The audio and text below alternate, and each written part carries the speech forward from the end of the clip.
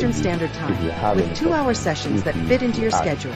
because we Join are the here ranks to of help each successful other cybersecurity get professionals today. and Enroll now at not SoftAfric by intelligence emailing on us at a very fast pace. elearning@softafrique.net But then or calling we divide it into two parts. We have the 40896155150. first Your part future in where cybersecurity we starts. watch our video. After the video, we answer a few questions about the video, and then we end the first segment. And then we move on to the second segment where we do either a practical section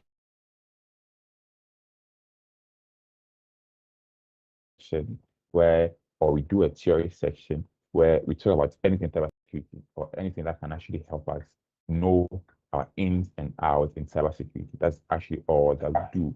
So without wasting much time and taking much of your time, I will actually move to the first session where we are going to watch the video. So please pay attention to the video.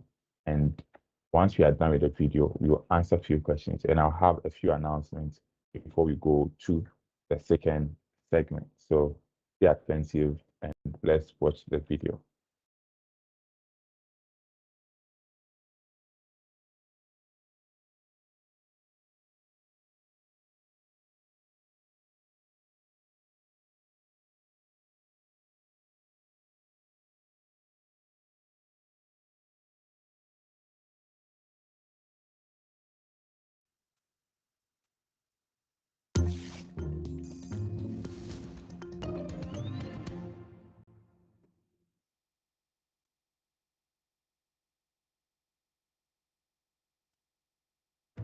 Scams involving gift cards are quickly becoming a favorite among hackers. This is because gift cards are easily transferable and nearly untraceable, making the stolen funds almost impossible to recover. Come on, come on, come on, come on! Hey Siri, search for stores that sell gift cards. Found one 2 minutes away. Would you like me to take you there? Yes, please. Thank you. Oh no.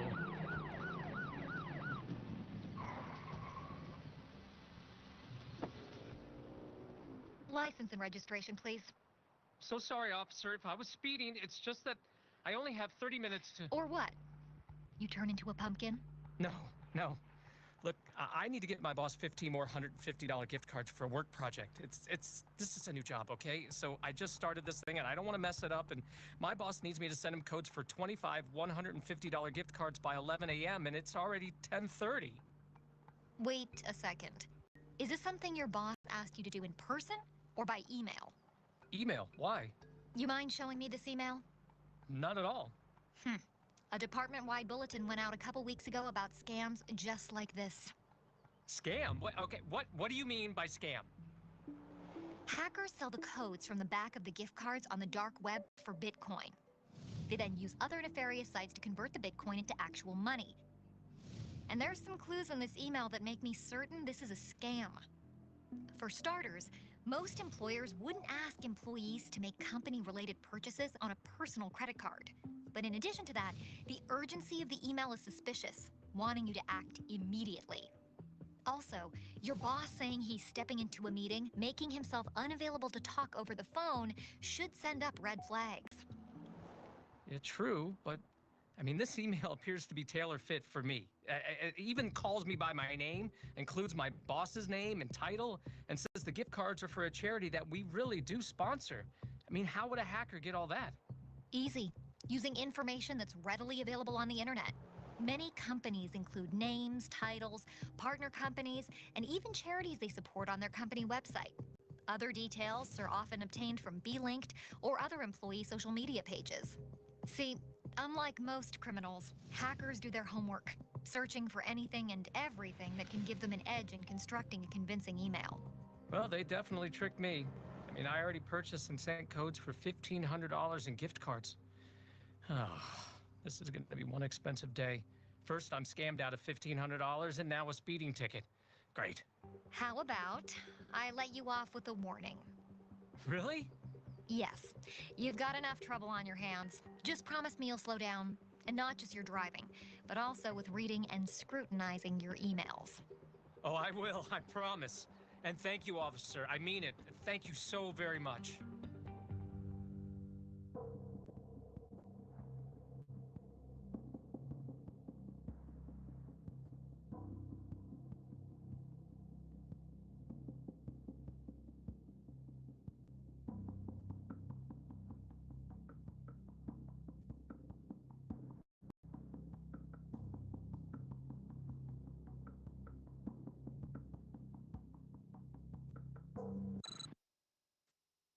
Okay, so I'll play the video one more time and then we can actually answer the question from the video.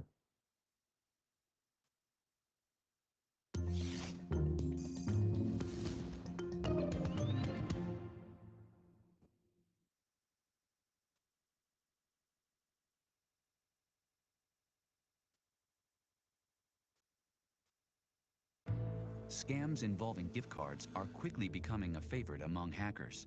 This is because gift cards are easily transferable and nearly untraceable, making the stolen funds almost impossible to recover. Come on, come on, come on, come on! Hey Siri, search for stores that sell gift cards. Found one 2 minutes away. Would you like me to take you there? Yes, please. Thank you. Oh no.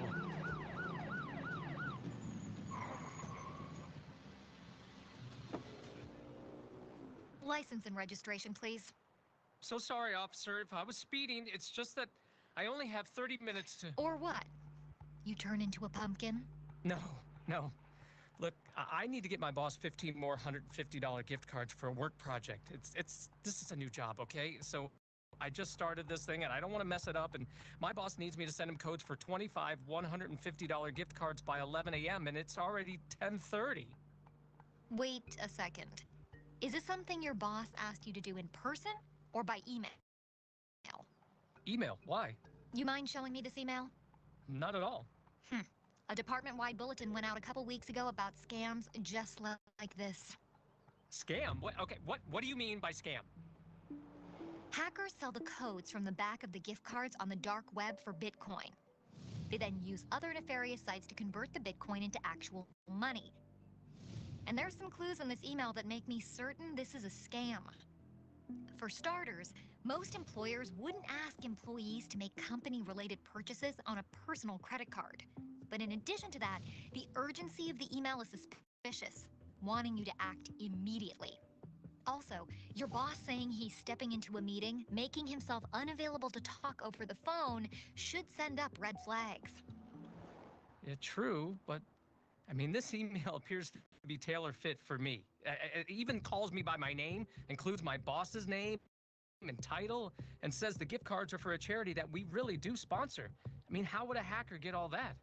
Easy. Using information that's readily available on the internet. Many companies include names, titles, partner companies, and even charities they support on their company website. Other details are often obtained from B-Linked or other employee social media pages. See, unlike most criminals, hackers do their homework, searching for anything and everything that can give them an edge in constructing a convincing email. Well, they definitely tricked me. I mean, I already purchased and sent codes for $1,500 in gift cards. Oh, this is going to be one expensive day. First, I'm scammed out of $1,500 and now a speeding ticket. Great. How about I let you off with a warning? Really? Yes, you've got enough trouble on your hands. Just promise me you'll slow down, and not just your driving, but also with reading and scrutinizing your emails. Oh, I will, I promise. And thank you, officer. I mean it. Thank you so very much.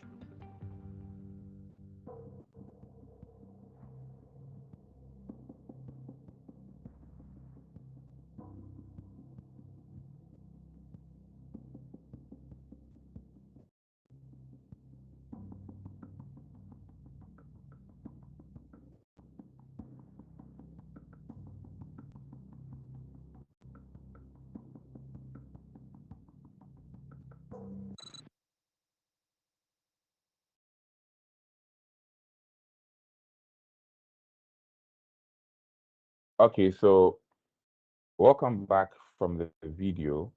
And I believe you all understood the video, what it means and what we should look out for. Okay, and we have a few questions to answer based on this particular video. But before I actually do answer this question, I think we answered this quiz. I think last 2 days there was a release by Apple that they've identified this security vulnerability in their WebKit that actually affects Safari and other browsers in their iPhone and iPads, right? So this particular flaw actually means that people can actually bypass web content and security things inside these tools, right? So if you are using an iPhone XS Max upwards, you need to update your phone to the latest app or the latest iOS. See, so if you are here and you use the latest Apple, please make sure that you have this update, because update this phone and you'll be able to fix this vulnerability. So this is just a warning that I'm actually giving out to you guys. So now let's actually take the quiz.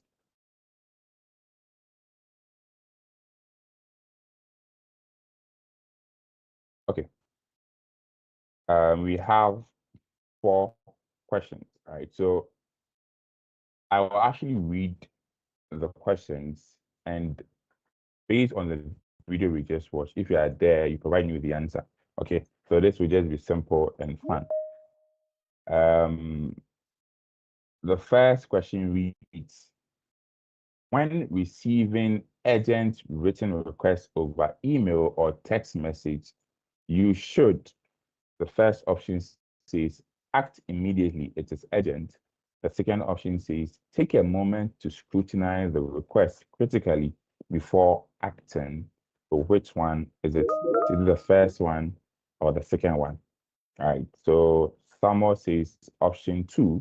Do you agree with Samuel? Yeah. Okay, perfect. Let's look at question number 2. What should you do if you receive an urgent email from your boss directing you to spend company funds? The first one is verify authenticity of the request by speaking directly with your boss over the phone or in person. The second option says send a reply email to double check the legitimacy of the request. What do you think the answer is? The first one. First one. So we have the first one. Okay, so we have 2 people telling us it's the first one. So I think we all agree to that. Let's actually do this. And then let's look at question number 3. Scammers like receiving gift card because spending is anonymous. Option B, once the scam is done, the funds are difficult to retrieve. Option number 3, transactions do not require a physical payment card. And the last option says all of the above. Anyone?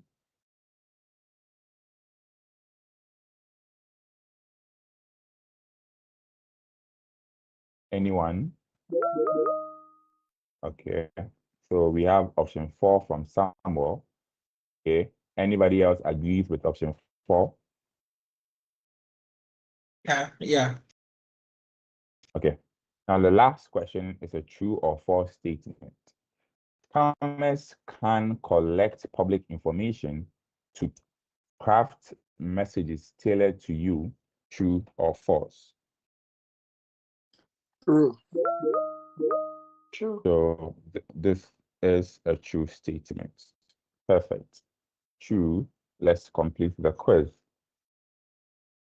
All right, so thank you guys for joining in and participating in the video. And before, if I was making this announcement, if you're not here, please, if you are using an Apple device, whether an iPhone or a MacBook, there has been a vulnerability associated with it. A vulnerability is a weakness in the system of iPhone. So please make sure you update your iPhone to the latest updates that we have.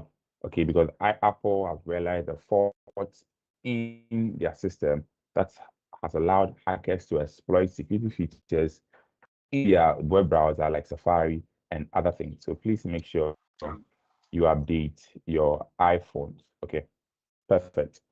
Now, once we are done with the quiz, we are going to look at something. Right? We are going to look at logs. The title of this presentation is about Splunk. But before we do Splunk, you have to know why we even need Splunk. Okay.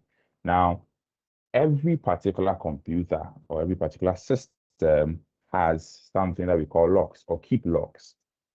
Logs are just records of events and activity that actually happens in a system. So your computer, my computer, keep logs. So whatever happens inside the computer, there are things that you may not know, or there are things that you may not see. Everything that happens on your computer, whether in the background or whether you doing it, is recorded and kept for further monitoring. Now, these logs can actually be seen on your computer. You can actually just search system logs, right? Search event viewer. And once you click on event viewer, you get to see all the logs inside your system. So you get to see, okay, Windows logs, right? And under Windows log, we have things pertaining to application or the application that happens on your system. We have things pertaining to security, your antiviruses, your defenders, all these things. Anything that happens with that will be kept under here, right? We have setups, we have system, all these things are logs. And you can actually see that you have, in my computer, I have 13,000 plus events for application. Now, events actually are whatever happened or the incident that happened that have made them kept this log. So an activity is an event, let me put it that way. So with my application, you can actually see that I have a lot of events, meaning that things are happening on my computer with regards to application. We have security tool here, and you can actually click to see that. Okay, so let's actually click on one and let's see. Now, once you click on, it's a lot of them, right? It's a lot of them. And then these logs can actually be exported and what have you. But then these logs actually are difficult to understand them. Now, I have an example of an exported log on my system, right? So let's look at this log. This actually is how logs are kept. Now, with this, I think it's even readable, right? But there are some that they are not actually readable. But then we need to know these logs. For organizations and for businesses, they have servers that actually powers their website. If they have a website or web application, they have servers that they use internally to actually maybe facilitate their internal network. Okay, it allows employees to communicate inside that. They have different systems on or inside the organization. Now, these systems keep logs, whatever it is. It can be a server, a computer, a printer, Internet of Things. All these things keep logs, and we have to actually make way of understanding these logs. Or we have this particular application that is actually been designed to monitor and make sense out of logs. That actually is what Splunk is meant to do. So Splunk actually is an application that's actually collects, analyze, and visualize machine-generated data, that is logs, and then makes meaning out of it. So Splunk can actually collect logs from different places.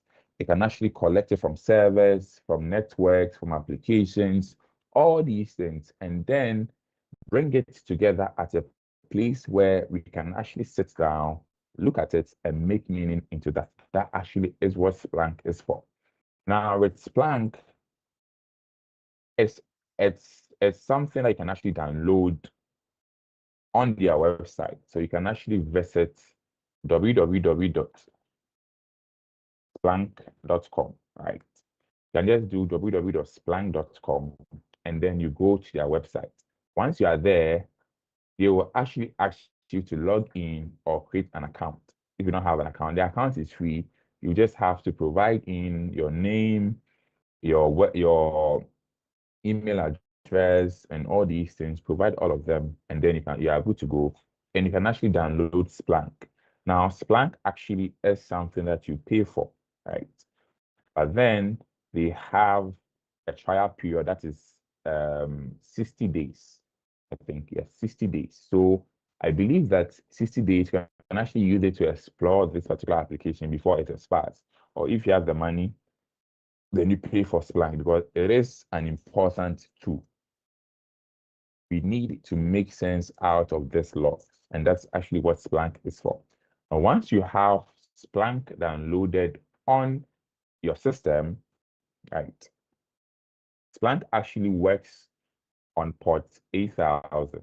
Right? So port is a connection between, let's say, different systems or different computers.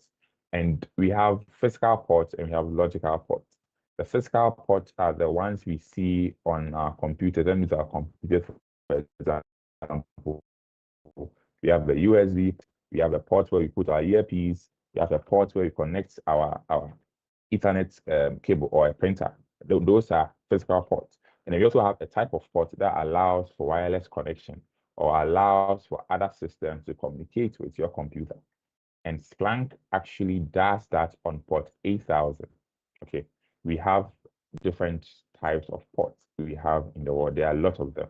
Okay, so to actually visit Splunk, right, what you have to do is just input in, after you have Splunk downloaded on your system, just input in your IP address. So I'll do 127.0.0.1. And then what port is it on? Port 8000. So the 127.0.0.1 actually is my IP address. I know my IP address might be different, but this actually means that if you use 127.0.0.1, it means this is your IP address, but you don't know it off head. But this actually represents your IP address of your computer. So every particular local computer will have 127.0.0.1, meaning it is your own IP address, but you don't know the real one off head. So this will be used as a representation of your IP address. And then it works on port 8000. So you click enter, and then Splunk actually will open up for you. But I already have Splunk open for me, so I think it will actually either stop the other one or this one will actually not function, right? So let me actually cancel this because I have that open already. And then once you are setting up Splunk, okay, you would have to add the password and a username. It is part of the setup. So if you go to Splunk here and then you click on free Splunk or trials, you get to download Splunk Enterprise. So you see Splunk Enterprise here. Once you click view product or get my free trial, one of them, and you download the file, once you are installing it, once you're actually installing Splunk, they will ask you for a password and a username. Okay, so that's where you input in the password and the username when you are opening it on your system after you've downloaded it, configured it, and you are here. So I will actually type in my username and my password. I think it has it already in my system. So let me actually log in to Splunk.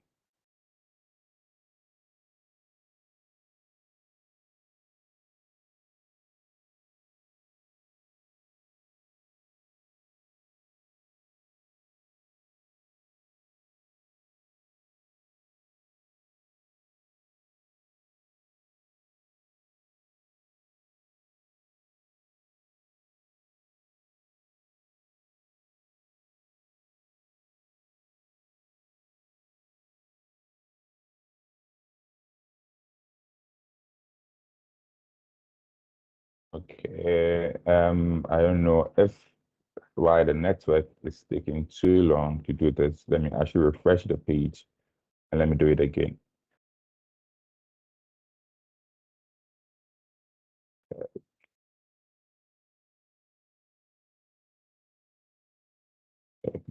Internet speed.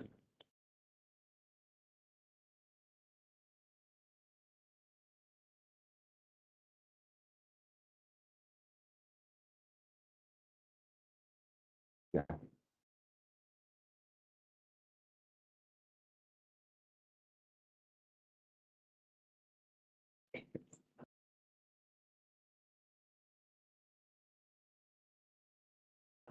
Okay, let me actually do Splunk again. Let me do Splunk again. Let me see if it'll come. Or then I'll have to check my network and restart the network.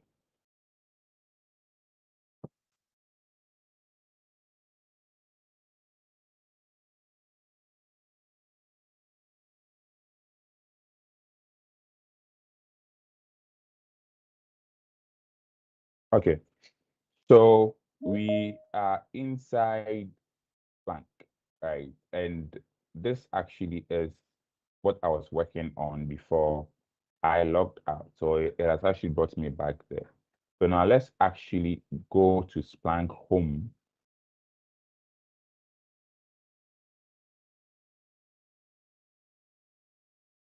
Okay, so once you open Splunk, this is where you see, or this is what you see. This is the home page of Splunk.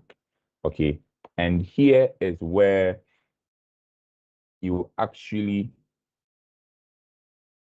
work from. So if you open Splunk, this is actually what you see.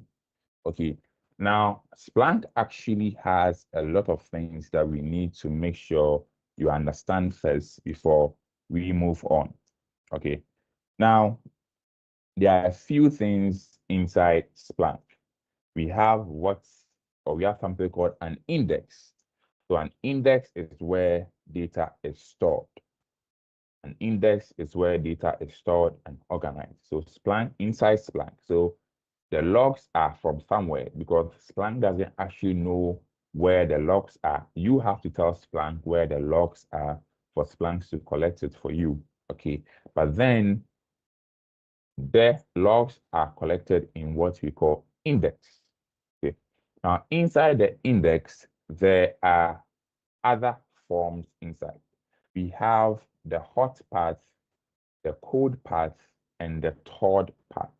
Okay, so inside the hot part is like log that it is hot, it's like hot cake, the one you are working with, fresh ones. Okay, now if you don't actually work with those logs anymore, it moves into the cold part, meaning it's just like the food that you were eating it hot, you are no longer eating the food. So now the food has actually turned cold. Okay, so the logs will actually move from hot to cold if you no longer work with it. And then from cold, if you still do not warm it up, it will go to the third part where it is deleted from the system. That is actually how Splunk actually does its things. Because mind you, Splunk is an app that keeps logs, and the logs can be too many, you see. And this is a way inside Splunk, it has a way of keeping up with the logs that comes and goes and all these things. Okay. And then we have an event, just like I showed you. An event actually is a single log entry. So let's say something has happened inside your system. Let me just use this example. In a server, right? If or in an organization with a server in an organization, if an employee tries to log in to, let's say, the company's account through the server, if it's successful, the server will record it. If it fails to, the server will record it. Now, that is an entry or that is an event. So if I log in into the server will say successful. Thomas logged into the account. It will be recorded inside and kept as a log. So if somebody else is logging in and it fails, the server will also keep it as somebody tried to log in and it failed. You see, that also is another event. So that is actually something that you need to know. Now, inside Splunk, there also is something called a source. The source is where data comes from. So inside Splunk, if you are actually adding files, it will ask you for the source or it will generate the source itself. meaning that it wants to know where this particular log is coming from. Is this particular log coming from a database? Is it coming from a cloud application? Is this log coming from your computer system or file and directories? All these things are there. And then we also have a source type. A source type is what file is this log saved as, or what format is this particular log saved as, right? So let's say we know a default format is, let's say, a PDF. Inside Splunk, that's actually what it means, but logs are not saved as PDFs. So that's what you know. So a log can be saved as a CSV file. CSV files are actually files that are mostly worked in with Microsoft Excel, or it can actually be viewed with Microsoft Excel. So it can be saved as a CSV file or a JSON file. All these things are ways in which logs are saved as the format. And then we have a field. A field actually is one thing that is common throughout these type of events or these type of logs. And I believe you'll see the field very, very soon. And then we also have what is called an SPL. An SPL is Splunk Processing Language. That is actually something that you need to know to be able to talk to Splunk. Splunk has its own programming language inside there. I will actually show you a bit of it soon, right, if time permits me. And then you can actually do dashboard. You can actually create an alert. You can also create a report from Splunk. Let's say you see something with the logs and you want to actually draft a report and send it to your boss or send it to your other colleague or a friend. You can actually use the report to do that. And one last thing that I would like to touch is something called forwarders inside Splunk. And I know I've been saying a lot of things, so just if you don't get anything, let me know. We have something called forwarders. Okay, a forwarder actually is one critical aspect of Splunk. And when you actually go to splunk.com, you see there was a forwarder somewhere there. Now, a forwarder actually is an agent, a light agent. Okay, we have two types of them, but the whole concept is a forwarder actually is one thing that you install on a system or you install on a different computer, and that forwarder will pick the logs on that particular computer and bring it to Splunk for you. You see, so you have this particular system, that is my computer that I'm using. Okay, now I want to monitor logs on, let's say, somebody's computer or on a server. How do I do that? I will have this particular server. I'll need this forwarder to be installed on this server. And what I'll do is I'll configure the forwarder and the Splunk page, this page, on my computer.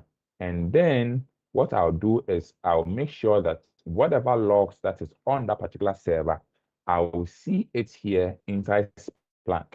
So it is a way of adding logs to Splunk, because Splunk as a whole will not pick logs automatically from anywhere. You have to tell Splunk,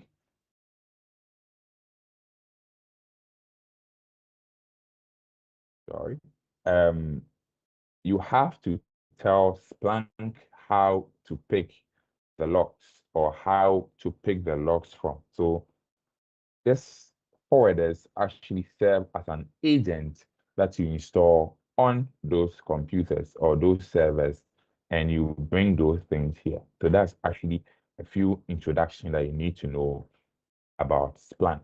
Now, let's actually look at something. So once you are here, you want to actually just try and add data to Splunk. Okay, so you come to your settings, click on your settings, and you see on your left-hand side that there is add data. Let me zoom in. I don't know if it will work. I don't know. Yeah. Zooming in is not coming. Okay, let me see. Yeah. You see add data side here. Okay, and once you click on add data, you see that it comes in three forms. It's either you have the data on your computer that you want to upload and read meaning into it, or you want Splunk to monitor data on your system, this particular computer that I have Splunk downloaded on, or you will use the forwarder. The forwarder actually is the agent I was talking to you about. The agent you configure, and this agent will pick the logs and bring it into Splunk. Okay, so let's actually say, okay, I have logs on my computer that I want to upload into Splunk. So you just click here.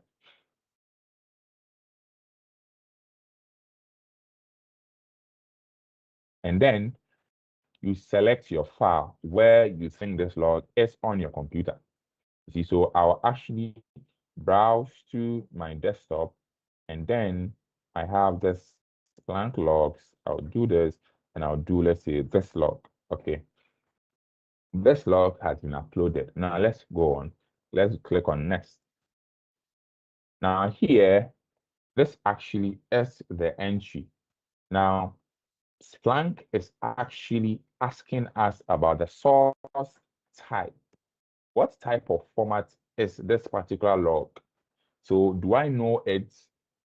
If I do, I'll actually add it to Splunk. If I don't, Splunk will actually have a way of generating or figuring out what format it is. If I can also add the format that, okay, I think this is the different format, and I can actually input it there into Splunk. Okay, so that's actually is the source type. So Splunk does not actually know what type of file this log is. So will I actually input anything inside? I can actually say, okay, this is a JSON file, right? And I'll say, I don't know, and I'll just click save. And Splunk will be like, okay, I agree with you, right? And then the host field value actually is my particular computer. This particular computer, this is the host. So Splunk actually is telling us that they believe that maybe this particular log belongs to your computer. Do you agree with that? You say yes if it's for your computer. If it's not, you can actually add a different computer to that, and it will actually attach it to this particular log. So every time you want to actually find these logs, you can actually use the computer's name. So let me actually say, okay, Thomas computer. Let me actually make it Thomas computer. And then the index is the folder that actually keeps this particular log. We have default ones inside there. You can actually create a new one, and then you actually save it inside a new folder inside Splunk. So the index is like a directory that keeps logs for you. Now I want us to create a new one so that you see what I was talking to you about. And here will be the name, and this will be the hot path, the code path, and the third path, meaning that this particular folder that will keep the logs. Okay, this folder will actually, or this directory, this is where the log files will be. So it has actually specified this is where the hot part of it will be, or this data. Now, if you no longer use this data, it will move to the code path, and the code path will go to this particular folder, unless you specify the folders you want them to be in. And then the third path is where the data will move from code to the third. It's like the data is frozen and can no longer be brought back because we want to discard it from the system. So that actually is what it means when we are creating an index inside Splunk. So this is just by the way. And then I can actually just take in, let's say, summary, and let me actually go to review, and then Splunk would want me to actually access all these things, and then I'll click on submit. Once I click on submit, you see here on my system that we should start searching.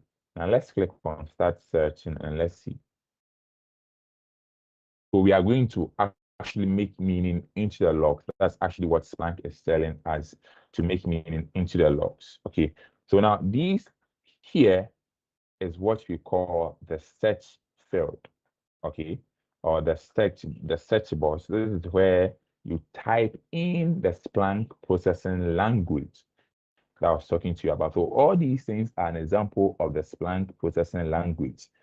And what we just created when we are uploading this file are here: the source, secure logs, the host, Thomas computers, the index that I added, that is the summary, and then my source type that I just created. You see, I intentionally created all these things so that you see what it is or how Splunk want to identify this particular log. So if I want to bring this particular log, I need these type of information, because you might have different logs inside Splunk. You see, so if you are familiar with them and you have these things in mind, you can just use two of them to bring this particular log that you uploaded inside Splunk. And that actually is how it works. And on your left-hand side, you see fields here. Fields. Fields are something in common that Splunk has generated for you on your left-hand side, meaning that Splunk checked the log and saw that the logs inside have something in common, and it has crafted that for you on your left-hand side. So you can actually see here that we have date, month. You see, so inside this particular log, you can actually see that the log actually happened between January and February. So all these activities actually happen between the months of January and February. So if you actually want to see what happened inside January, you can just click on January, and then it will add it to this particular set here. And then it will bring you all the things that actually happened inside January. Okay, now same on your left-hand side, you can actually see day. Okay, you can actually see day here. So things that happened on Wednesday, things happened on Friday, Tuesday, all the days, according to Splunk, based on what it saw in common from the logs. So, okay, maybe inside our company, an incident happened on Monday where we felt something happened. So you can actually see, okay, let's click on Monday, and now it will add the Monday to the search here. And now we are narrowing it down. So meaning that all the activities here happened on Monday. And if this were to be, let's say, an actual server logs, you can actually see on the left-hand side of IP addresses or users, or you can see here, you can actually see users who logged into this server on Monday. You will see on your left-hand side users here. And then you will narrow it down, you break it down, and you are breaking it down to see what actually happened. And this actually is the first thing or the different things you need to know about Splunk. It is like this. So here is where we add the Splunk processing language I was telling you about, SPL, and all these things are example of Splunk processing language, a way to communicate in Splunk, for Splunk to actually narrow down data for you. And this class or this session actually is an introduction to Splunk. So I wouldn't actually go in further. This is where I will end for this particular intelligence seminar. And questions, please.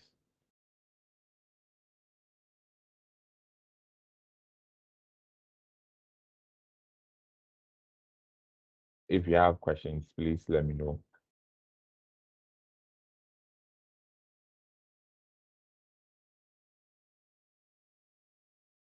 Before we bring this session to a close. Any questions, please? Okay, not for me. Okay, I think we have a hands up by Samuel. Samuel, please, you can actually talk, please. Oh, okay, please. I was asking when will be the next session, and then on the next session will we explore Splunk further? It actually depends. It actually depends. So next week, when we meet here Wednesdays, so next week Wednesday can actually be Splunk, or it can actually be another tool, or it can actually be another thing. But definitely, if you keep on following, you actually get to have notifications about these things. Okay, so where you took the link from, you can actually see what's up for next week and things. Okay, so you don't have to worry. But then, if you actually want to delve deep into cybersecurity, we have a course for you.